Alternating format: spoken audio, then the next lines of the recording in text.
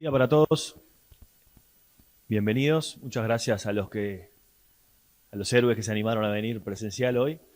Un día complejo meteorológicamente. También muchas gracias a los que están conectados por streaming, que en días como hoy es una herramienta valiosa y valorada.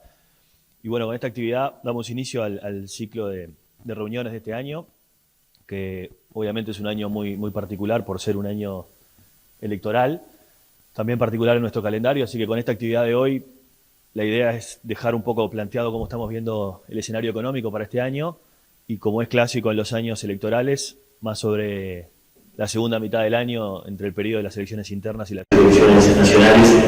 Invitaremos a algún analista político que nos ayude a decodificar un poco más el panorama y compartir con ustedes las principales ideas y novedades, ¿no? Bueno, hoy vamos a hacer una presentación con Nicolás. Nicolás se va a encargar de ordenar un poco el panorama internacional, las novedades que hay respecto a tasas de interés, a la situación de los commodities y a las noticias en Argentina, que adelanto que son buenas para Uruguay. Y luego yo voy a hablar un poco más de las perspectivas de la economía uruguaya y lo que esperamos para este año, ¿no? Así que con eso, bueno, agradecerle también, aprovecho para agradecerle a todo el equipo. Acá están todos los integrantes del equipo, que estos días hemos trabajado bastante, intercambio bastante productivo y nutrido, así que espero que disfruten la presentación.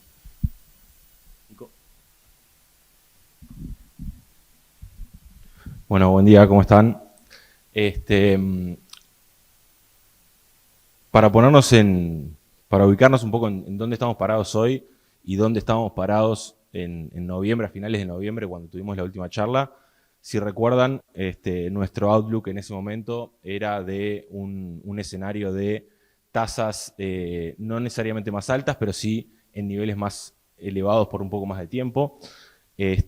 Luego, en diciembre, esa visión un poco se vio cuestionada por los buenos datos de inflación que venía teniendo Estados Unidos hacia finales del año pasado. También en diciembre la Fed confirmó que en 2024 las tasas iban a empezar a bajar, iban a bajar alrededor de 1 punto porcentual, o sea, 100 puntos básicos.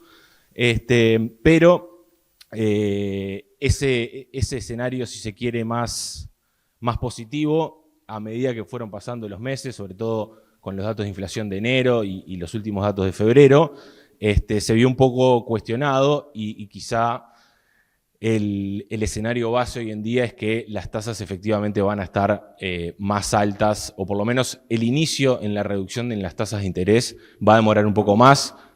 Quizá es un hecho que en marzo tenemos la semana que viene reunión de la Fed. Hace unos meses había una probabilidad bastante alta de que en marzo comenzara la baja. Eso se fue pateando para adelante y probablemente esto comience más bien hacia la segunda mitad del año.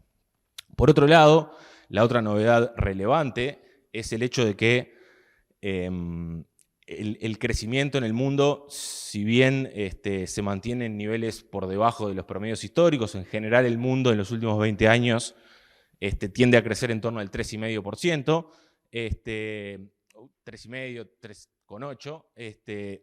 Las perspectivas de crecimiento para el mundo fueron revisadas un poco al alza, sobre todo porque 2023 no fue tan malo como se esperaba, pero también porque 2024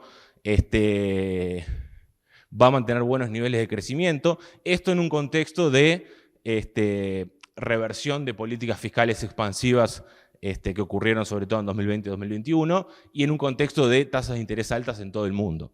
Esta revisión de las mejores perspectivas de crecimiento para el mundo se fundamenta sobre todo en una corrección al alza de las perspectivas de crecimiento para Estados Unidos. En Estados Unidos, en definitiva, lo que se fue observando durante todo 2023 es que el crecimiento de la economía y la resiliencia de la economía a la suba de tasas, en definitiva, generó la posibilidad de que la Fed tenga un poco más de margen a la hora de evaluar su política monetaria. Recuerden que durante buena parte de 2023 el debate estuvo centrado en, bueno, en qué medida es posible reducir los niveles de inflación sin afectar el crecimiento, si íbamos a tener una recesión moderada, baja o alta, y eso parece haber quedado atrás, y en definitiva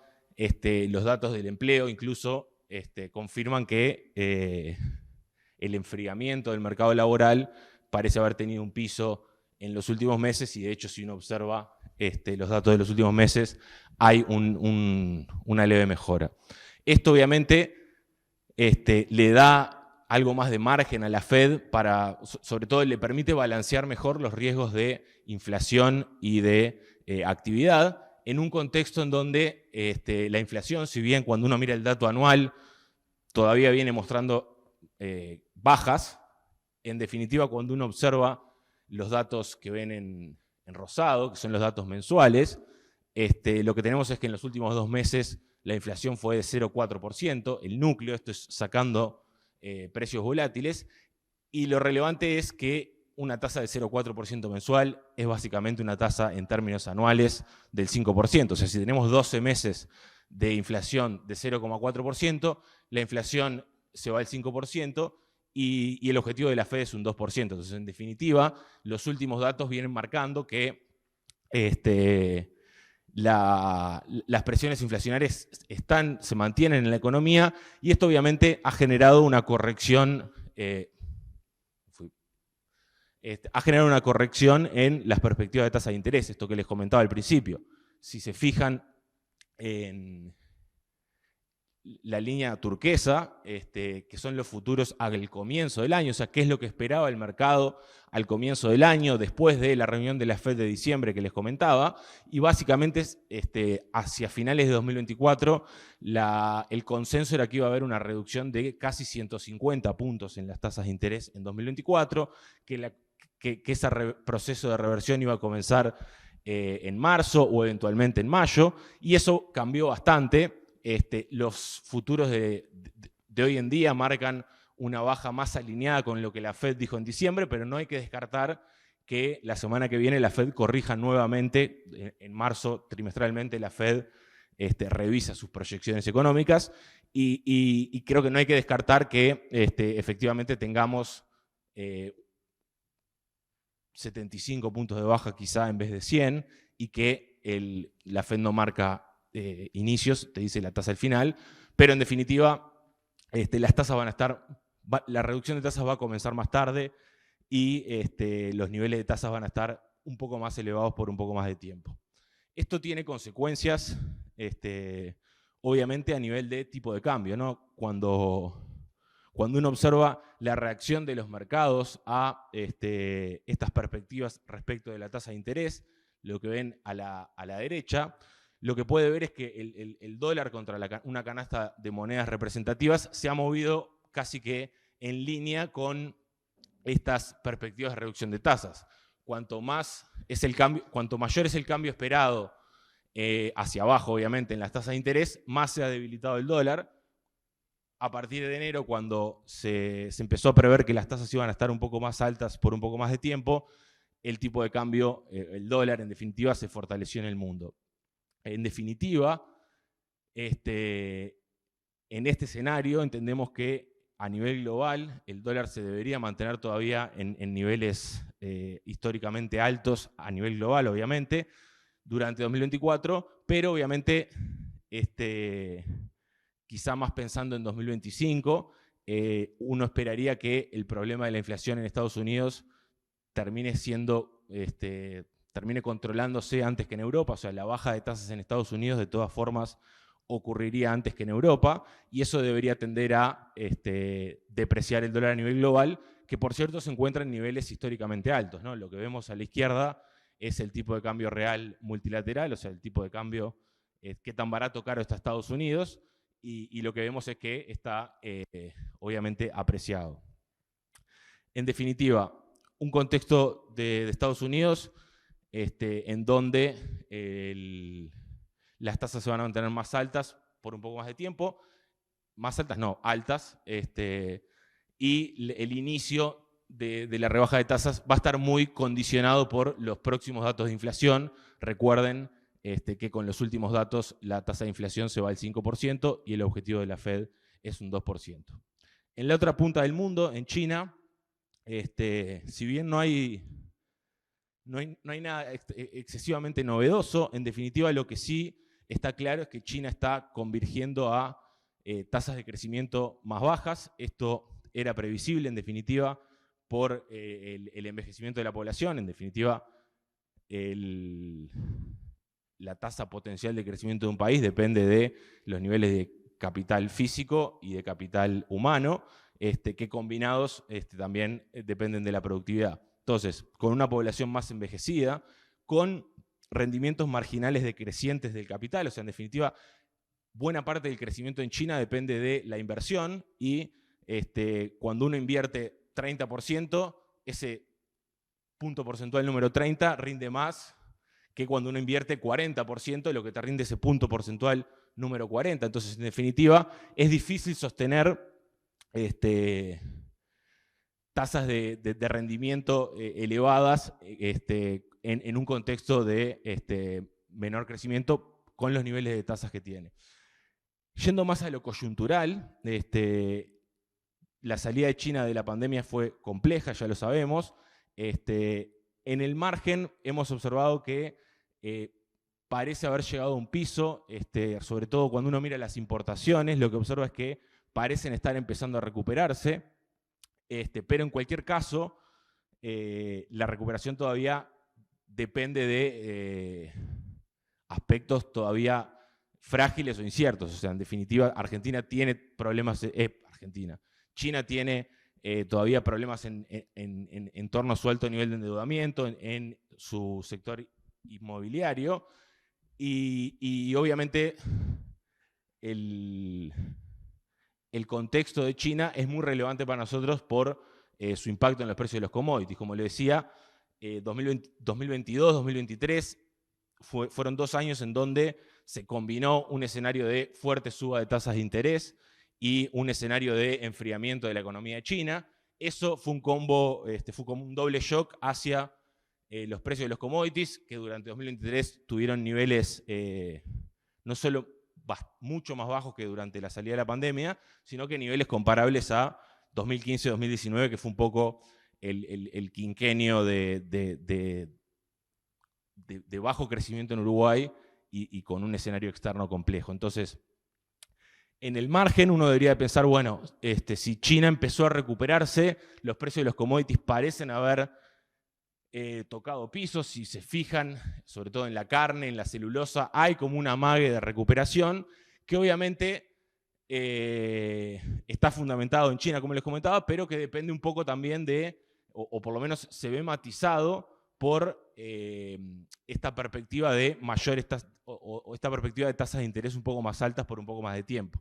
Para los alimentos quizá eso no es tan relevante, porque las tasas de interés suelen afectar más a los metálicos y a los energéticos, pero en definitiva el outlook para los commodities es de niveles en términos históricos bastante modestos, pero parece haber llegado, el piso parece haber llegado a finales del año pasado. Entonces, bajando un poco esto a la región, Argentina, quizá algunos de ustedes lo siguen un poco más, quizá lo siguen un poco menos. ¿En dónde estamos parados hoy en Argentina o dónde está parada hoy Argentina? Argentina está en el medio de un ajuste fiscal, una normalización de precios relativos. Recuerden que 2023, en el contexto del año electoral, y bueno, los años anteriores también, pero en definitiva, creo que había bastante consenso en que de una forma u otra íbamos a estar parados en un escenario muy recesivo. Si se fijan, las ventas minoristas en términos reales cayeron un 30% en enero, 28,5%, o sea, para que se hagan una idea, el que vendía 100 el año pasado, hoy vende 72. Eso es un ajuste de magnitudes nivel 2002, nivel pandemia, pero en cualquier caso, la expectativa es de que este ajuste inicial, este reordenamiento de precios relativos, ven la tasa de inflación arriba a la derecha, podría comenzar a resolverse, o por lo menos hoy probablemente estemos en el piso y las expectativas marcan que hacia mediados de este año la actividad podría comenzar a repuntar y la inflación quedaría dentro de un dígito. Ahora, la inflación mensual, por supuesto.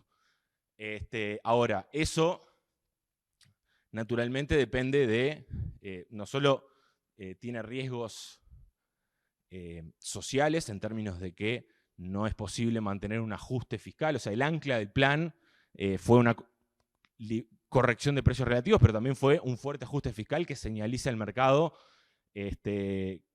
cierto rumbo. Ahora, ese ajuste fiscal hasta ahora, porque en definitiva,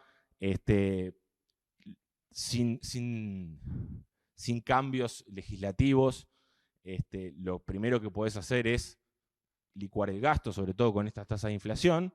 Entonces, ese ajuste fiscal obviamente funcionó ahora, pero no es sostenible en el tiempo. O sea, la licuación del gasto público, sobre todo fundamentado en pasividades y en transferencias a las provincias, no es sostenible en el tiempo. Y para que tenga éxito cierto plan de estabilización, que es un poco apuntar hacia las típicas reformas estructurales que siempre se hablan del mercado laboral, de lograr un crecimiento más alto, de tener tasas de inflación comparables al resto del mundo, de liberalizar el cepo cambiario, requiere de cierto acuerdo previo en torno a, bueno, cómo vamos a distribuir los costos del ajuste fiscal, en definitiva, o del reordenamiento fiscal. Y un poco eso es lo que está hoy, si uno observa los debates hoy en día, el DNU es el decreto que tenía algunos de estos condimentos, por ejemplo, la liberalización del mercado de alquileres, eso se aprobó en diciembre, hoy justamente se va a estar discutiendo en el Senado. La ley ómnibus claramente cayó en febrero, y esto era un poco el ancla, si se quiere, para reordenar un poco la economía y hacer que el ajuste fiscal fuese de un poco mejor calidad. Eso, claramente, hace un mes exactamente, la ley ómnibus cayó, pero en términos generales, uno diría que el plan sigue siendo el mismo. Ahora el instrumento es el famoso Pacto de Mayo, que en definitiva es una lucha entre el gobierno nacional y las provincias sobre quién se queda, sobre qué impuestos se mantienen y qué impuestos no se mantienen. Por ejemplo, el impuesto a las ganancias era coparticipable. Eso quiere decir que parte de la recaudación iba hacia las provincias. El impuesto país, que es el que hoy explica buena parte del aumento en la recaudación, es el impuesto, es el extra sobre el tipo de cambio y es el impuesto a las importaciones. Ese no es coparticipable, entonces en definitiva hay un choque entre el gobierno nacional y los gobiernos provinciales sobre cuánto tiene que ajustar cada uno. Entonces, resumiendo, ¿qué podría esperar uno para Argentina? Uno diría, bueno, en la medida en que cierto acuerdo se tenga lugar en los próximos meses, que obviamente va a costar plata, ¿no? O sea, si yo quería bajar el gasto en 10 puntos del PIB y tengo que acordar con los gobernadores y con los parlamentarios los costos de ese ajuste, bueno, capaz que el ajuste es más bajo, pero en definitiva lo que requiere la condición necesaria para poder liberalizar el cepo y para poder apuntar hacia una economía más normal, entre comillas, es algún tipo de acuerdo a nivel parlamentario o a nivel, sobre todo, con los gobernadores. En cualquier caso, y un poco esto les comentaba Alfonso, desde la óptica de Uruguay, las perspectivas son mejores. Son mejores de lo que habíamos previsto a finales del año pasado. No porque Argentina esté creciendo y esté volando, como quizás sí ocurrió en los 90, sino porque en definitiva la corrección de precios relativos ocurrió mucho más rápida que lo que anticipábamos, y el tipo de cambio, la brecha cambiaria, en definitiva, que es la que distorsionaba los precios, sobre todo los precios que los uruguayos teníamos como referencia en Argentina. Ese cierre de la brecha cambiaria ocurrió mucho antes de lo que esperábamos. Entonces, si uno se fija el tipo de cambio real bilateral entre Uruguay y Argentina, lo que observa es que ya en febrero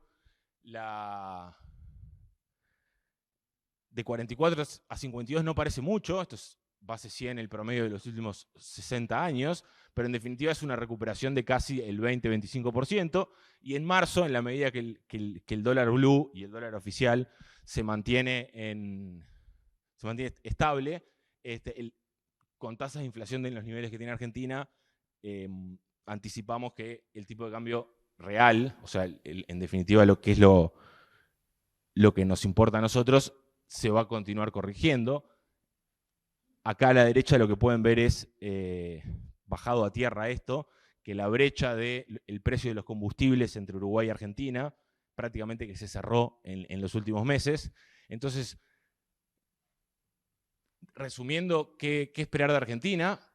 Uno diría, en el margen es una innovación positiva para Uruguay porque el turismo de compras parece haberse, o por lo menos en la magnitud que experimentamos el año pasado. El año pasado, en relación a un año normal, entre comillas, se fueron 600 millones de dólares más hacia Argentina, y eso obviamente a priori uno diría, bueno, no debería estar en esa magnitud este año, y eso obviamente debería potenciar el consumo, como les va a contar Alfonso.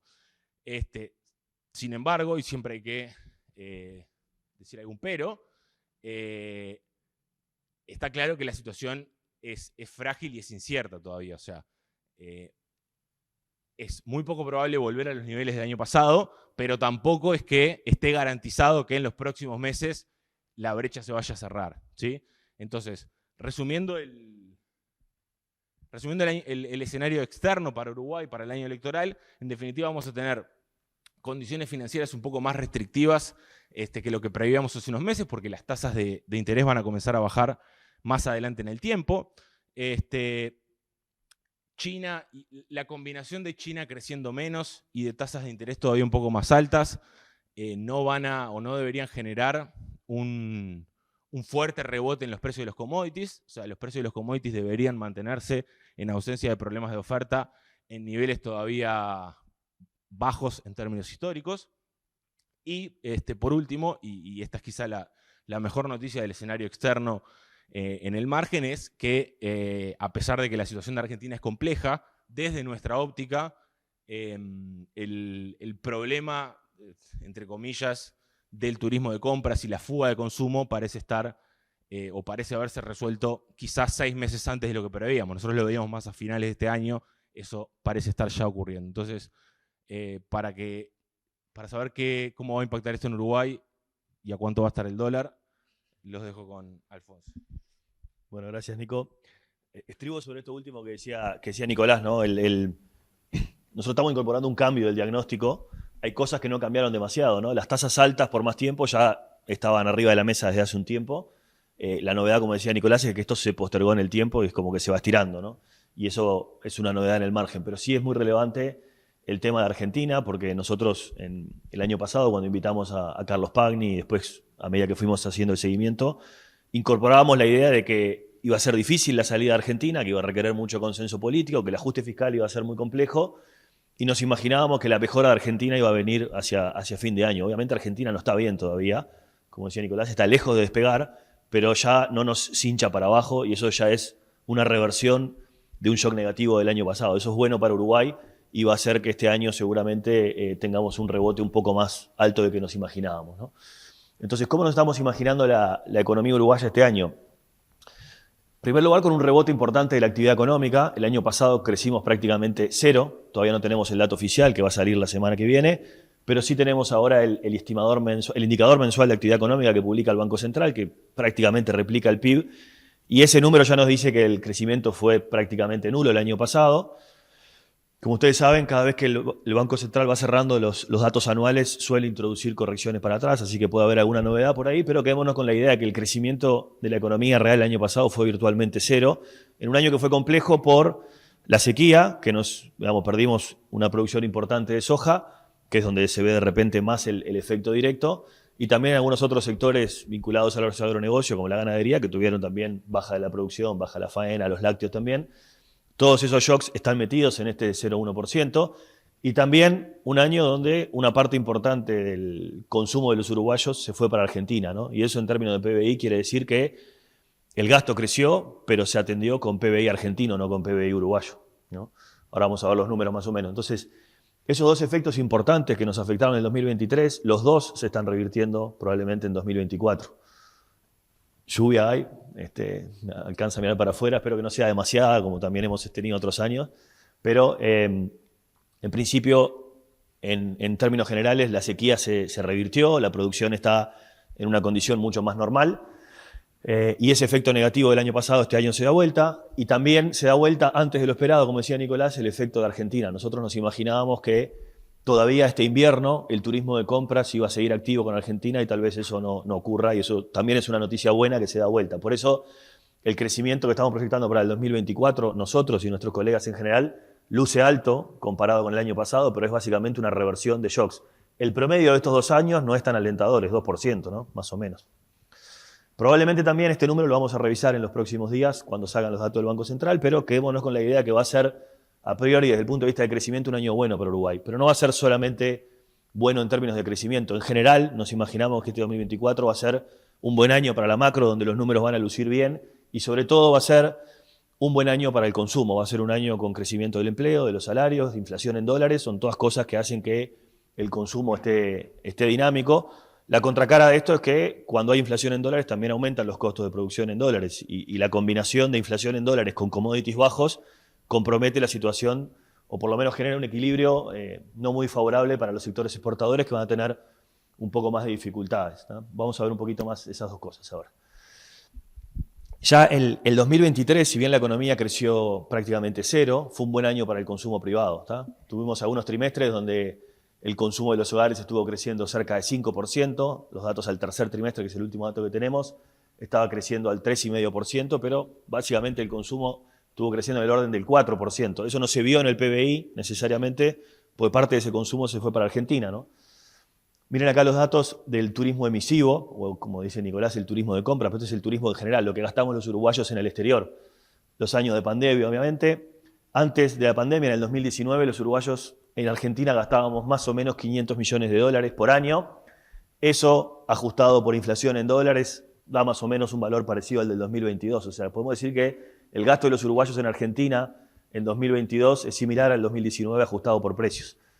Donde hubo un salto importante fue en 2023. En 2023 gastamos 600 millones de dólares más de lo que habíamos gastado en 2022, que podíamos considerar que era algo relativamente normal. Esto se dio en un contexto de mucho desequilibrio en Argentina, con la brecha de precios histórica, con la nafta valiendo 3 veces más en Uruguay que en Argentina, con el tipo de cambio real en su posición histórica. Esto es lo que debería darse vuelta este año con estas novedades positivas.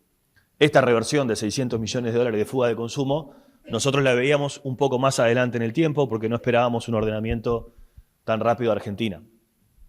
Paréntesis, como dijo Nicolás, todo esto está colgado de alfileres, es muy frágil lo de Argentina porque requiere que ese plan que Nicolás mostró en perspectiva realmente se cumpla, ¿no?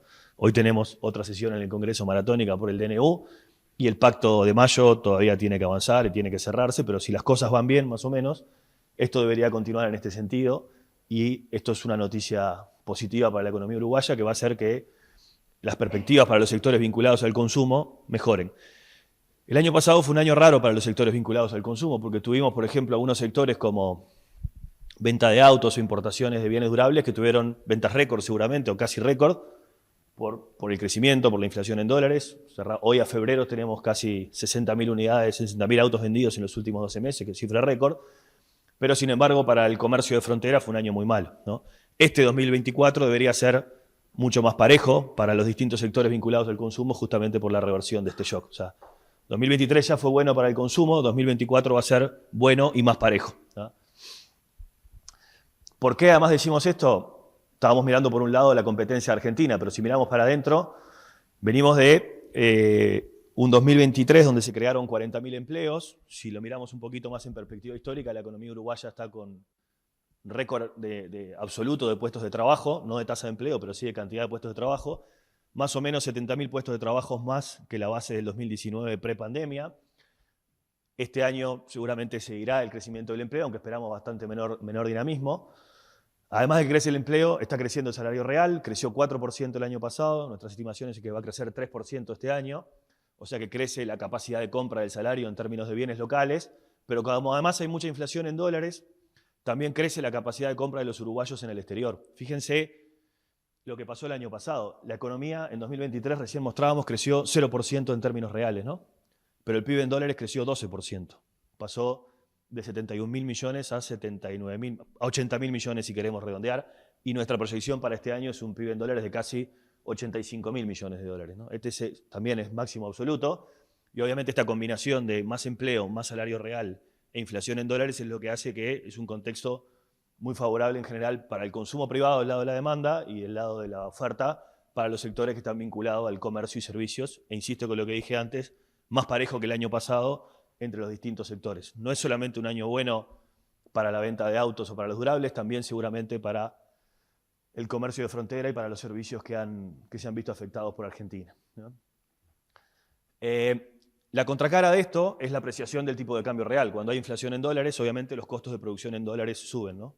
Y de nuevo, si hacemos el paralelismo o si le ponemos el ancla en 2019 con el momento prepandemia, hoy el equilibrio que tenemos es un equilibrio complejo para el sector exportador porque tenemos precios bajos, como decía Nicolás, precios deprimidos por ese doble shock que son las tasas y el enfriamiento de China. Si miramos la canasta de precios de exportación, la celulosa juega bastante, pesa bastante en Uruguay ahora y es uno de los que ha caído más. Por eso estamos mostrando los precios con y sin celulosa, pero da lo mismo. Con y sin celulosa hoy tenemos precios que en términos de poder de compra internacional, ajustado por la inflación americana, son bastante similares a lo del 2019. ¿Tá? Quedémonos con esa idea. Con y sin celulosa, los precios de exportación promedio son similares al 2019, pero desde el 2019 hasta hoy acumulamos 25% de inflación en dólares. Entonces lo que venden los exportadores vale lo mismo y producirlo vale 25% más, salvo que haya habido un cambio importante en la productividad en estos años, que es difícil un cambio agregado de 25% de la productividad en 4 años, ¿no? Entonces, esto es lo que hace que la ecuación del sector exportador empiece a estar un poco más comprometida. Y además, esta inflación en dólares que acumulamos nosotros es más alta que la que acumuló China, que es nuestro principal mercado, y es también más alta que la que acumuló Brasil, que es un mercado de destino y es un competidor. Por eso, el tipo de cambio real con China en el último año se deterioró bastante, y el tipo de cambio real con Brasil todavía está en una posición mala, también viene empeorando y está peor de lo que estaba en 2019, ¿no? Entonces, volviendo para atrás, un año bueno para la economía uruguaya con rebote, un año muy bueno para el consumo privado de los sectores vinculados al consumo, pero la contracara de esto es una ecuación un poco más compleja para los sectores exportadores. Con esto arriba de la mesa uno podría decir, bueno, entonces va a haber problema para las exportaciones y va a haber un aumento del tipo de cambio, es como lo que uno espera a priori rápido, pero no necesariamente va a pasar eso. De hecho, va a ser un año bueno para las exportaciones, ¿tá? ¿Por qué va a ser un año bueno para las exportaciones, o por lo menos para los números en general? Porque se da vuelta el efecto sequía y vamos a exportar, dependiendo al final de cómo sean los rindes y los precios, solamente de soja entre 600 o 800 millones de dólares más que el año pasado, ¿tá? Y de celulosa también vamos a exportar 700 millones de dólares más que el año pasado, porque este año UPM de Paso de los Toros opera todo el año a capacidad plena, y el año pasado en realidad estuvo aproximadamente medio año a capacidad plena. Entonces, solamente entre soja y celulosa sumamos 1.500 millones de dólares más de exportaciones. Por eso, las proyecciones de exportación de Uruguay 21 son del orden de 13.000 millones de dólares en bienes, todavía un poco más bajas que las del 2022, pero bastante más altas que las del año pasado, ¿no? Entonces, es un año con un equilibrio malo para los sectores exportadores, con precios relativos que si no se corrigen pueden generar efectos negativos para el sector, pero esos efectos negativos no se van a ver en 2023. En todo caso, quedarán para el 2024. Y no se van a ver en 2024 por el rebote de la sequía y por el efecto de la celulosa. En todo caso, podrían tener efectos más adelante si no se corrigen los precios relativos, ¿no? Y esos precios relativos se pueden corregir de dos formas. O suben los commodities o el tipo de cambio real se acomoda. Es una de las dos cosas una de las dos formas en la que esa ecuación se puede cerrar, ¿no? Entonces, los commodities no dependen de nosotros, pero miremos un poco qué está pasando con el tipo de cambio en Uruguay, los fundamentos. Nicolás habló de los fundamentos globales, pero miremos qué está pasando en términos de fundamentos locales y de política monetaria. Un primer tema que lo hemos mostrado acá, pero que creemos que vale la pena recordarlo, es que muchas veces la discusión del tipo de cambio está centrada en la política monetaria. Obviamente la política monetaria juega y es importante porque las tasas tienen que ver y porque las expectativas de los agentes también se forman con las señales de política monetaria. Pero también juegan otras cosas, juegan los fundamentos y juegan los flujos. Y una cosa importante que a veces perdemos de vista, pero que no tenemos que olvidar, es que parte de la apreciación del peso uruguayo en este último tiempo, la apreciación real, tiene que ver con flujos externos que han sido brutalmente superavitarios, ¿no? Incluso en el 2023, un año con sequía y con caída de precios internacionales, tuvimos un déficit de la cuenta corriente de 5,5 puntos del producto, un déficit alto, pero también recibimos casi 7 puntos de inversión extranjera directa, que más que compensaron la falta de exportaciones y más que compensaron la fuga de consumo hacia Argentina, ¿no? Con todos esos shocks, sequía, fuga de consumo, caída de precios de commodity, igual tuvimos un superávit externo por el brutal flujo de inversión extranjera directa. Entonces, ¿para dónde van estas variables? Que es lo que de repente es relevante pensar. La cuenta corriente va a mejorar en el 2024, porque como vamos a exportar más y la fuga de consumo con Argentina se va a revertir, nosotros esperamos que la cuenta corriente mejore entre 1,5 puntos y 2 puntos del producto en este 2024. ¿Ah? O sea que eso es más presión hacia el superávit. Del lado de arriba de la gráfica también esperamos que la inversión extranjera directa empiece a remitir. En general, ustedes saben, la inversión extranjera directa recoge los flujos que entran del exterior para invertir en Uruguay. No siempre termina en activos nuevos, ¿no? O sea, una operación de inversión extranjera directa puede ser comprar tierra. Uruguay no cambia su capacidad productiva si la tierra la vendo yo y la compra un extranjero. Uruguay cambia su capacidad productiva si un extranjero viene y hace una planta industrial o hace un edificio, ¿no? Entonces, en general las dos variables van asociadas bastante y los ciclos son parecidos. Fíjense, el ciclo anterior de inversión extranjera directa alcanzó su pico a fines del 2013, principios del 2014. Acá no tenemos la gráfica hasta aquel periodo, pero también fue un año récord de formación bruta de capital fijo. Luego, cuando la tasa de inversión empezó a caer entre el 2015 y 2019, también remitió la inversión extranjera directa, ¿no? Luego, la inversión extranjera directa aumentó a partir del 2019-2020, que es también el momento en el que la inversión en activos fijos empezó a caer. Hoy vemos todavía flujos de inversión extranjera directa subiendo, pero ya estamos viendo señales de que la formación bruta de capital fijo está bajando en los últimos trimestres, con lo cual estamos con bastante certeza pensando que el flujo de inversión extranjera directa va a remitir el año que viene. Pero de todas formas, como la cuenta corriente va a mejorar, vamos a seguir teniendo superávit externo en la balanza de pagos, y eso supone que del lado de los flujos externos no estamos esperando presión hacia arriba sobre el tipo de cambio, ¿no? Entonces, en ese escenario, uno puede pensar, bueno, si va a haber mucho superávit externo como hubo este año, por otras razones, pero de todas formas el saldo va a ser superavitario, ¿qué nos queda del lado de la política monetaria? ¿Qué puede hacer, si hay algo que pueda hacer la política monetaria o no por el dólar, o si quiere, o qué restricciones tiene? Y la conclusión nuestra es que no hay mucho margen y ahora vamos a ver por qué, ¿no?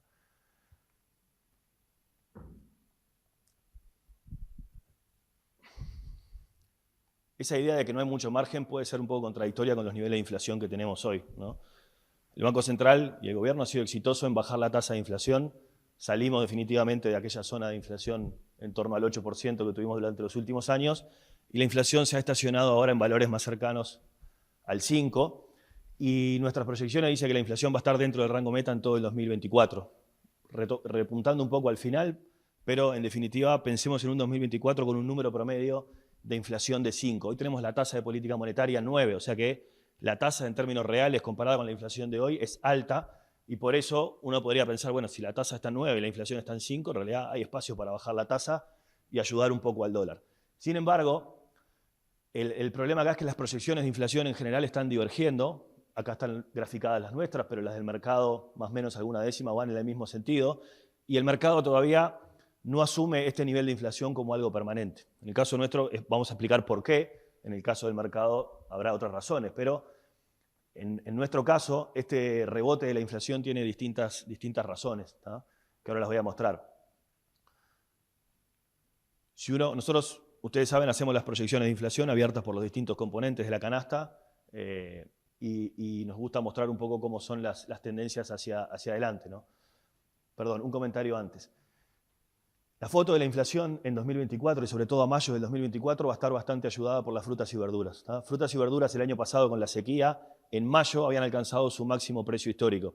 Si uno mira el valor real de las frutas y verduras, o sea, frutas y verduras sobre IPC, en mayo del año pasado estaban como 40% por encima de la relación de largo plazo, y eso quería decir que las frutas estaban caras porque había sequía y faltaba oferta.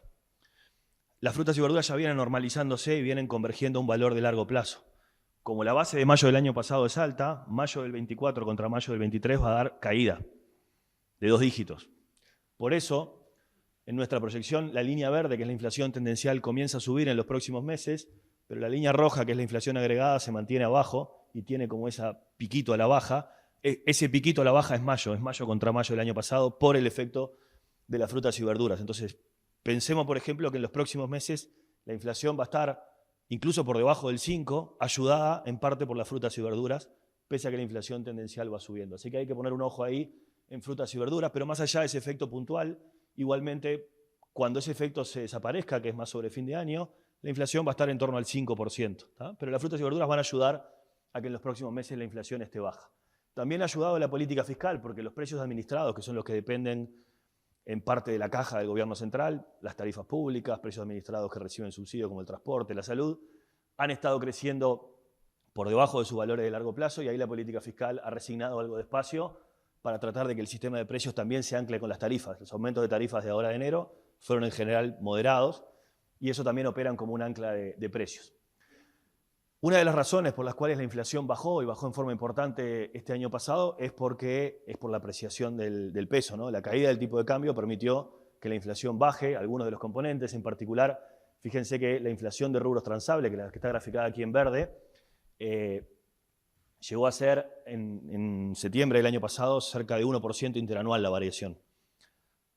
Eso, como pesa casi la mitad de la canasta, tiró obviamente el IPC para abajo. Esto fue posible en un contexto en el que el dólar venía cayendo de 44 a 39, ¿no? O sea, caída importante del dólar para que la inflación todavía esté en terreno positivo. Acá adentro, cuando el dólar cae en forma importante, hay algunos rubros que caen y que caen 2 dígitos, pasajes de avión típicamente, porque es dólares multiplicado por el tipo de cambio, el precio de los autos, el precio de los electrodomésticos, pero hay otros precios transables que tienen composición de transables y no transables, ¿no? Por ejemplo, el precio de la carne en la góndola de un supermercado es precio internacional por tipo de cambio, más el margen del distribuidor, más el margen del supermercado, ¿no? Y eso es una mezcla de transables y no transables. Por eso la inflación transable se mueve en la misma dirección que el tipo de cambio y que los precios de los commodities, pero no a la misma velocidad porque hay otros precios que lo amortiguan para arriba y para abajo. Pero en cualquier caso, lo que es relevante pensar es que la inflación transable llegó a su mínimo el año pasado y para que siga estando en 1% y nos ancle la ecuación de precios para que la inflación quede trancada en 4 o 5, precisamos que el tipo de cambio siga cayendo, digamos, ¿no?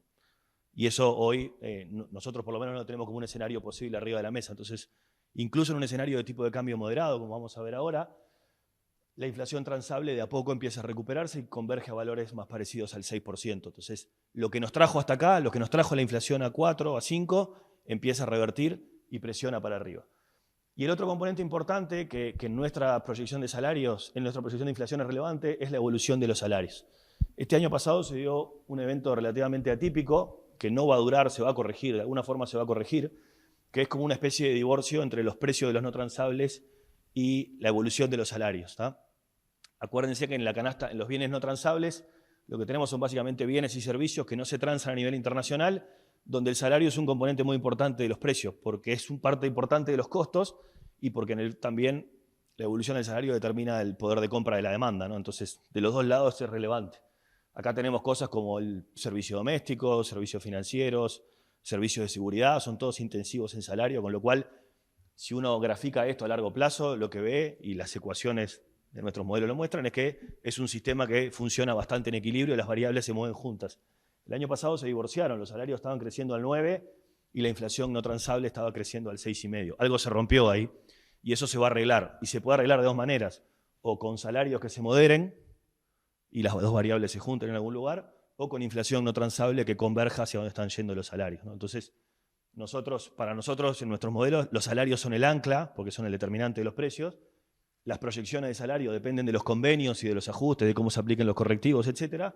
Y esto hace en nuestro modelo que la inflación no transable se acelere o por lo menos aumente en los próximos meses, convergiendo a valores más parecidos a los salarios. Entonces, esas son las razones por las cuales nuestra proyección de inflación está más alta de los niveles que tenemos hoy. Porque este divorcio transitorio de los no transables no va a durar y porque los transables que bajaron mucho van a empezar a revertir de a poco. Por eso en nuestras proyecciones la inflación se va arriba del rango meta y suponemos que algo parecido está pensando el mercado. Por eso el Banco Central tiene poco margen de maniobra para bajar la tasa. Hoy las expectativas, las nuestras recién mostrábamos, son 6,7, pero el promedio de mercado es 6,44. El Banco Central, cuando hace política monetaria, no mira la inflación de hoy, mira la inflación de adelante y mira las expectativas de mercado. Entonces, con inflación esperada convergiendo a 6,44, el Banco Central hoy tiene la tasa en una posición neutral. La tasa de política monetaria 9 está en línea con una tasa que no es ni contractiva ni expansiva, con lo cual bajar la tasa para ayudar al dólar sería poner la política monetaria en un tono expansivo cuando tenemos en realidad la inflación fuera del rango meta, no es muy consistente, ¿no? Entonces, con la inflación proyectada fuera del rango meta, incluso podríamos decir que esta tasa todavía está baja, que tal vez podría estar un cuarto de punto para adelante. No vemos mucho espacio para que el Banco Central recorte las tasas en los próximos meses y por eso no vemos mucho espacio para que el tipo de cambio se deprecie, por lo menos ayudado por la política monetaria. Además, si uno hace un análisis un poco más integral de los factores que mueven el dólar, pensando en los fundamentos que vimos antes, pensando también en las condiciones internacionales, todas las cosas que podrían mover el dólar para arriba, los riesgos de depreciación, se han ido diluyendo, ¿no? Tal vez, obviamente, la escalada de los conflictos geopolíticos, las cosas que están pasando en Medio Oriente y en Rusia y en Ucrania, son eventos que pueden eventualmente disparar correcciones del dólar, pero son muy difíciles de interpretar y de anticipar. Obviamente, una caída adicional de los commodities le pondría más presión al dólar para arriba. Aumentos adicionales de las tasas de la Fed también podrían hacer subir el dólar, pero no es lo que se está discutiendo hoy. Se está discutiendo cuándo empieza el recorte, no cuánto hay que aumentar. Y recortes de la tasa de política monetaria en Uruguay lo vemos como poco probable y si hubiera alguno sería cuantitativamente poco relevante. Por eso decimos que los riesgos de depreciación se han ido diluyendo y en los pronósticos que hacemos y en la información que les mandamos a ustedes, nuestra estimación del dólar de fin de año la hemos ido corriendo para la baja y hoy estamos más cerca de 40 pesos a fin de año, ¿no? Entonces, difícilmente en este escenario podamos ver un dólar arriba de 40 en algún momento de este año, salvo algunos de estos riesgos difíciles de prever, ¿no? Pero sí es importante, me parece, asumir que los riesgos de depreciación se han ido diluyendo, el balance externo va a ser fuerte para Uruguay y la política monetaria tiene poco margen para ayudar a recomponer ese equilibrio.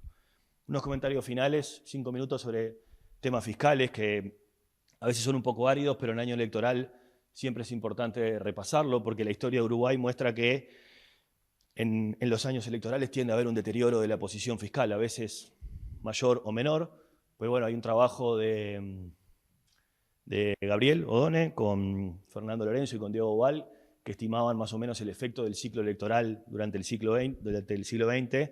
Después se actualizó hace unos años y se incorporó también parte del siglo XXI y más o menos en ese trabajo se estima que en los años electorales hay un deterioro, un impulso fiscal o un deterioro del resultado fiscal de entre medio punto y un punto del producto. ¿Ah? Eso es lo que históricamente ha pasado, por eso es importante poner un poco el ojo y preguntarse qué va a pasar este año. Entonces, ¿de dónde venimos? Venimos de un 2023 donde los números habían llegado en septiembre a un déficit fiscal alto, en un contexto en el que la economía estaba perdiendo recaudación porque el consumo se fugaba hacia Argentina, donde había algunos gastos extraordinarios por la sequía y donde también teníamos en esta cuenta de septiembre algunos gastos extraordinarios que se habían ejecutado en diciembre del 2022, partidas de inversiones, gastos COVID, unos pagos a las mutualistas, que eran de 0,8 del producto, ¿no? Entonces, este número estaba un poco contaminado por algunos gastos que sabíamos que iban a desaparecer de la cuenta cuando sacáramos de los 12 meses esa fecha.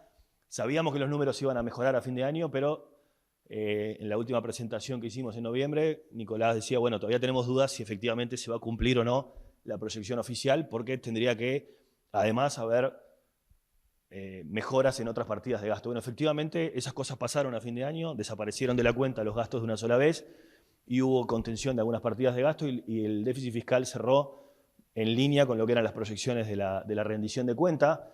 Se cumplieron las metas fiscales por cuarto año consecutivo, ahora tenemos un marco fiscal con regla fiscal con 3 pilares y con consejos externos. El equipo acá de CPA integra el comité de expertos, que es el que colabora con el MEF para estimar el crecimiento potencial. Yo integro el Consejo Fiscal Asesor también, que somos asesores metodológicos en todo lo que es la regla fiscal. Y esto es un cambio importante para lo que era la institucionalidad fiscal y cómo se definen las reglas de juego en política fiscal, ¿no? Lo relevante de lo que pasó el año pasado es que, bueno, que hay una regla fiscal que está en funcionamiento, que se cumplió por 4º año consecutivo. El gobierno además anunció las metas de este año, en realidad se fijan todos los años, pero se van actualizando. Y ahí una cosa importante que se anunció el otro día es que las metas, en particular el resultado fiscal estructural que estamos viendo acá, se deterioran respecto a lo que se había estimado el año pasado. Y esto no tiene tanto que ver con el efecto del carnaval electoral que yo mencionaba recién, de la historia que documentan Odone, Lorenzo y Agual, sino que tiene que ver con incorporar en la proyección fiscal una inflación más baja. Como hay menos inflación de la que el gobierno había estimado cuando hizo su rendición de cuentas, la recaudación en términos nominales es más baja. Se pierde recaudación cuando la inflación baja, y ese es el efecto. Así como Nicolás decía, la inflación en Argentina licúa gastos y te ayuda a cerrar el déficit fiscal, cuando la inflación baja hay un deterioro fiscal. Y eso pasó en Uruguay en 2023 y está absorbido en los números del 2023 y va a pasar de nuevo en 2024, porque la programación fiscal se había hecho con una inflación de 6,3%. Y dijimos que la inflación va a ser más parecida al 5%. De hecho, la proyección del MEF ahora es 4,8% promedio para este año. Entonces, hay 1,5 puntos menos de inflación de lo que estimaba el gobierno. Eso supone 225 millones de dólares menos de recaudación y eso es 0,3 del producto, que es lo que se deterioró la meta fiscal de este año. Entonces, más allá de eso, cuando uno mira esto con un poco más de perspectiva y pensando en ese efecto de impulso fiscal electoral que tenemos históricamente, acá hay varias cosas que son relevantes y que son nuevas, ¿no? El primero es que, obviamente, el cumplimiento de la regla es algo bueno, sobre todo en un año como el 2023, donde la economía enfrentó varios shocks. El shock de Argentina, el shock de la sequía y el shock de menor inflación que hizo que la recaudación baje, ¿tá?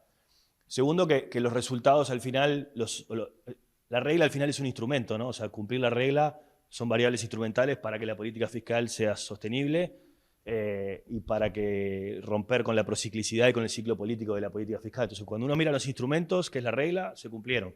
Cuando uno mira los objetivos, estamos con un ratio de deuda producto estable después del aumento que tuvimos en la pandemia. Estamos estables en los últimos 4 años, la calificación crediticia es la mejor de la historia, el spread es el más bajo de la historia y tenemos ya evidencia de que la política es menos procíclica de lo que era antes, lo cual también es una buena cosa. Hay riesgos arriba de la mesa. Es la primera vez que vamos a tener un ciclo electoral con regla fiscal y esto es una prueba, no sabemos cómo se va a comportar. La política fiscal está programada dentro de lo que es el marco de la regla, pero esta es la primera vez que el ciclo electoral va a presionar sobre una regla y por eso va a ser un año de madurez. Obviamente también hay un riesgo por el hecho de que se han deteriorado las metas de resultado fiscal estructural en las últimas 2 revisiones y esas cosas pueden afectar la credibilidad. Es verdad también que incumplir sistemáticamente las metas también afecta la credibilidad y esto es parte importante de lo que el MEF evaluó al momento de cambiar las metas. Pero en cualquier caso, incluso aunque se haya deteriorado las metas de resultado fiscal estructural, vamos a tener un 2024 donde el cumplimiento de la regla va a estar muy poco holgado. Si uno hace las matemáticas, todas las variables de la regla van a estar muy cerca de los límites que define la regla y eso quiere decir que hay riesgo de incumplimiento en los 3 pilares, que es distinto a lo que pasaba en los años anteriores. Por ejemplo, en 2023 estuvimos muy cerca del incumplimiento del tope de endeudamiento, pero como hubo crisis hídrica y emergencia hídrica, se activó la cláusula de salvaguarda. Pero tuvimos mucha holgura para el cumplimiento del Pilar 2, que es el que define los topes de gasto, y estuvimos bastante ajustados para el resultado fiscal estructural. Habíamos tenido bastante holgura en el resultado fiscal estructural en 2021 y 2022. Entonces, en los años anteriores hemos tenido holgura en distintos pilares. Este año seguramente vamos a tener muy poco margen de maniobra en los 3 pilares. Así que es un año importante desde el punto de vista fiscal para lo que era la historia.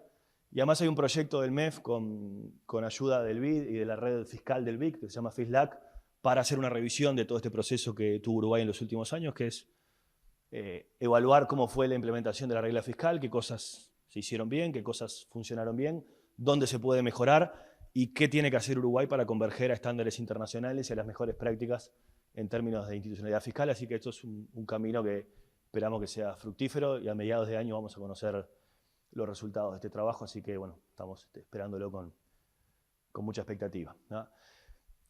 Resumir esta parte de Uruguay para dejar algunas ideas ancladas. Rebote en este año, crecimiento, lo mostrábamos en el orden del 3,5, tal vez nos vayamos a algo más parecido al 4 cuando salgan los datos definitivos, eso la semana que viene les haremos llegar la información en función de la información que publique el Banco Central, pero va a haber un rebote y un rebote importante. Es un año con buenas perspectivas para el consumo privado, igual que lo fue el año pasado, pero este año mucho más homogéneo, mucho más parejo entre los distintos sectores de actividad, porque vamos a tener buena creación de empleo, aumento del salario real, aumento del salario en dólares. Todo eso favorece mucho a los bienes durables, pero además vamos a tener menos competencia de Argentina por todo lo que explicó Nicolás. Y eso supone que hay 600 millones de dólares de gasto que se escaparon, que deberían volver si Argentina no fracasa en el camino, ¿no? Pero en principio, esto hace que va a ser un año bueno para el consumo y mucho más homogéneo entre sectores de lo que fue el año pasado. Como decíamos, la contrapartida o la contracara de esto es que hoy estamos con un equilibrio que no es bueno para los exportadores de commodities porque estamos con precios bajos y costos de producción altos. Mismos precios que el 2019, 25% de inflación en dólares. Esa ecuación empieza a ponerle un poco de arena en la rueda del sector exportador y puede afectar la creación de empleo, la inversión del sector exportador hacia adelante. Pese a que es negativo la ecuación, o pese a que es una ecuación desafiante, los números del 2024 no van a mostrar ese desafío porque las exportaciones van a estar creciendo, porque se revierte la crisis hídrica y aumentan las exportaciones de soja y por el efecto de la celulosa. Entonces, esas dificultades del sector exportador van a quedar como tapadas por números buenos en términos de exportaciones y tal vez queden más en evidencia hacia el año que viene. O sea, eso quiere decir que el problema, como quien dice, se posterga o quedará para el año que viene. ¿Ah? Seguimos pensando que va a haber un superávit externo importante en la balanza de pagos por la mejora de la cuenta corriente y pese a que este año esperamos una reversión del flujo de inversión extranjera directa, eso le sigue poniendo presión bajista sobre el tipo de cambio real y además en un contexto en el que el Banco Central tiene poco margen de maniobra para mover la tasa porque las expectativas de inflación están desalineadas. Con todo eso, los riesgos de depreciación, como decíamos un ratito, se han ido diluyendo y se han ido postergando, igual que el recorte de las tasas de interés, ¿no? Y por eso el dólar ha venido bajando y nuestras expectativas también sobre el dólar este año son también a la baja con respecto a lo que teníamos antes, ¿tá? Así que por ahí las cosas que teníamos para contar. No sé, agradecerles a todos por venir. No sé si hay alguna pregunta por acá en el auditorio. Y no sé, Gaby, si me mandaste alguna pregunta por WhatsApp. ¿Sí?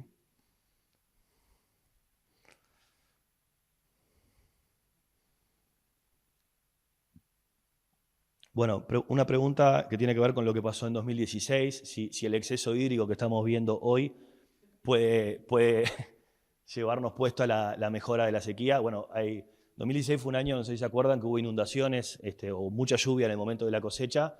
Veníamos con un año de rendimientos que parecían buenos y la cosecha al final no se pudo levantar por el exceso de lluvia, ¿no? Por eso los agricultores dicen que la zafra no se festeja hasta que el grano esté en el camión. Y bueno, eso hoy climáticamente, en particular en el caso de soja, lo que está pasando es que los rendimientos son mejores de lo que fueron el año pasado, los rendimientos estimados, no tan buenos como los del 2022, que habían sido récord, pero hasta que no lleguemos a la cosecha no lo vamos a saber, ¿no? En principio las cosas vienen bien.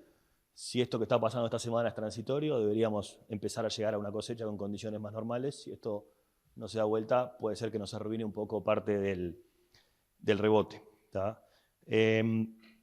Después nos llega una pregunta de por qué decimos que el cumplimiento de los pilares de la regla fiscal van a estar tan ajustados. Y pongo solo un ejemplo, digamos, para no irme técnicamente y no aburrir demasiado. Todas las cuentas que uno haga por cualquier lado nos dan que cualquier proyección razonable va a estar muy cerca de los topes. Por ejemplo, en 2024 el tope de crecimiento del gasto es 2,8. Hay un pilar de la regla que dice que el gasto a largo plazo no debería crecer más que el crecimiento potencial. Obviamente, si la economía crece al 2 y el gasto crece al 4, eso diverge y en algún momento habrá que subir impuestos o recortar programas de gasto para que esto sea sostenible de nuevo. Entonces la regla define que el gasto no crezca más que el producto potencial, que ahora está estimado en 2,8. Este año los aumentos de salarios públicos, Nico, fueron 9, ¿no?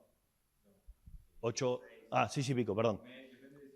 Y las jubilaciones sí, más cerca de 9. Entonces, con una inflación bajando a 4, salarios públicos y pasividades van a estar creciendo en términos reales entre 3 y 4%, ¿no? Y eso supone que cuando uno toma la bolsa de gasto agregado, solamente con salarios y con pasividades, hay un piso para el crecimiento del gasto de 1,7. Y arriba de eso, otras partidas que van a estar creciendo por el entorno electoral, como estaba presupuestado. Entonces, uno empieza a hacer las matemáticas y el crecimiento del gasto proyectado para este año va a estar muy cerca del 2,8. Cualquier desvío en los gastos puede hacer que ese pilar quede presionado. Un comentario de eso. No tenés micrófono. Esto es algo que el año pasado en teoría no, el año pasado también tuvimos un impacto. El año pasado también tuvimos un impacto desinflacionario, o sea, la inflación en 2003 también estuvo por debajo. Remuneraciones y pasividades también sufrieron este efecto que mencionaba Alfonso, que es que en definitiva aumentaron en términos nominales 9-10, la inflación estuvo más baja y el gasto en términos reales fue más alto, pero el año pasado hubo margen para compensar ese mayor gasto, entre comillas, real en pasividades y remuneraciones con un menor gasto en partidas discrecionales, por ejemplo, transferencias o inversiones, gastos no personales, y eso es difícil que se repita nuevamente este año. Claro, en definitiva, este año ya no tenés el comodín de ajustar por otro lado y la inflación, si es más baja, termina inflando el gasto. Claro, por ese efecto que decía Nicolás, el gasto agregado el año pasado cayó 0,4%. Entre otras cosas, las inversiones cayeron mucho al 2022 cuando se habían incrementado las partidas, ¿no? Ese es un ejemplo. Otro ejemplo es que el déficit fiscal proyectado por el Ministerio de Economía y Finanzas, el efectivo, no el estructural que corrige ciclos extraordinarios, es de 3% del producto. Agarre calculadora los que tienen por ahí, 3% de un producto de 83.000, 85.000 millones de dólares, da un déficit fiscal efectivo de 2.400 y poco de millones de dólares. Este tope del endeudamiento neto, en la práctica es un tope del déficit fiscal efectivo. La variación del endeudamiento neto en general coincide con el déficit fiscal efectivo, ¿no? Porque uno tiene un déficit efectivo después de pagar los intereses y tiene que conseguir financiamiento para cubrir ese déficit. No coinciden exactamente porque el perímetro del gobierno central, que es donde está fijado la regla, no es exactamente el mismo que se utiliza para el endeudamiento neto. Entonces hay diferencias pequeñas, pero las hay. Si el déficit fiscal es 2.400 y pico de millones de dólares, es como casi programado que vas a violar el tope de deuda. Lo que pasa que este año la programación financiera de la unidad de deuda muestra, entre otras cosas, el documento que publicó la Oficina de Deuda la última semana de febrero, que parte del financiamiento se va a dar con un aumento de los activos de reserva de fondos que vienen del fideicomiso de los cincuentones para la administración central. ¿Se acuerdan que en los últimos años con los cincuentones, los fondos de los cincuentones salieron de las AFAPs y fueron a un fideicomiso, que es donde se guardó el dinero para pagar las jubilaciones del futuro? Ese proceso terminó, pero ahora ese dinero sale del fideicomiso y vuelve al sector público para pagar esas jubilaciones del futuro. Vuelve de a 20avos, porque durante 20 años se va a ir pasando un 20avo del fondo hacia la administración central. Eso hace que el gobierno central reciba 100 y pico de millones de dólares más algún otro número y cerramos justito en 2.300 millones de dólares. Eso quiere decir que una caída, un accidente en la recaudación, un aumento de la informalidad, una menor recaudación de IVA, lo que sea, puede generar en pocos millones de dólares un desvío de esta meta. La meta que está más ajustada en particular es esta. Obviamente, como es una meta que se define en general en términos exigentes, la ley prevé la existencia de una cláusula de salvaguarda, que es lo que está en rojo, graficado ahí, que el Poder Ejecutivo puede invocar esa cláusula de salvaguarda cuando ocurren eventos no anticipados y de magnitud significativa. Se usó, por ejemplo, en la pandemia y se usó el año pasado por la emergencia hídrica, ¿no? Este año, en principio, no tenemos claridad de que vaya a pasar alguna de esas cosas, pero esas son las matemáticas de por qué decimos que la regla está este año finita y que hay poco margen de maniobra para el cumplimiento de las metas, ¿tá? No sé si hay alguna pregunta acá en el auditorio. Cristina, para que te... Porque no se escucha, si no. No se escucha por la transmisión.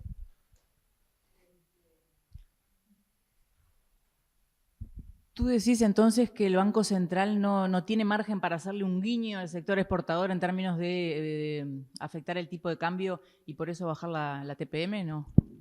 Es que nosotros creemos que ya lo hicieron eso, Cristina, porque en realidad la tasa que tenés hoy, esta tasa de 9, no es ni siquiera contractiva, ¿no? O sea, con expectativas de inflación en 6,44, lo que uno esperaría desde el punto de vista técnico es una tasa que esté por encima de la tasa neutral, ¿tá? ¿Por qué decimos que la tasa neutral? Porque el Banco Central estima, y esto está en los informes de política monetaria, que la tasa neutral real es de 2,4%. Esto es, si la economía está en estado estacionario, en crecimiento, digamos, sin estar recalentada ni fría, y la inflación está donde vos querés que esté, la tasa debería estar en su zona neutral, 2,4% en términos reales. Hoy tenemos inflación esperada de 6,44 más 2,4 te da 8,99. 8,99 es la tasa que en teoría ni te acelera ni te desacelera, es la tasa cómoda, por decirlo de alguna forma. pero hoy el Banco Central debería estar incómodo con esta inflación de 6,44. Por eso ya la última reducción de tasas que se hizo ya fue un guiño, me parece. Hoy la tasa tendría que estar, desde el punto de vista técnico estrictamente, y si es por razones puramente antiinflacionarias, deberíamos tener una tasa en 9,25, 9,50. O sea que creo que el guiño ya está. ¿Dónde puede haber espacio para que baje un poco la TPM? En nuestras proyecciones de inflación nosotros les decíamos que, sobre todo de acá a mayo-junio, la inflación va a bajar y va a bajar bastante por frutas y verduras. ¿Tá? Eso puede hacer que las expectativas, o sea, si todo el mundo internaliza bien que las frutas y verduras son un fenómeno transitorio y que van a volver a donde estaban, no debería haber efectos sobre la inflación esperada. Pero hay agentes que son más autorregresivos y, por ejemplo, la expectativa de los empresarios que nos graficamos acá, en general es como bastante autorregresiva. Entonces, 2 o 3 meses buenos en términos de inflación, que son los que van a venir en los próximos meses, pueden hacer que las expectativas de inflación bajen un poco. Este 6,44 es un promedio ponderado de 3 expectativas que mide el Banco Central, empresarios, mercado y analistas. Y números buenos de inflación puede hacer que este 6,44 baje alguna décima y eso te dé algún espacio para bajar la tasa. Pero te diría que si ocurre, será de cuarto punto y con comba, ¿no? Esa es nuestra perspectiva hoy.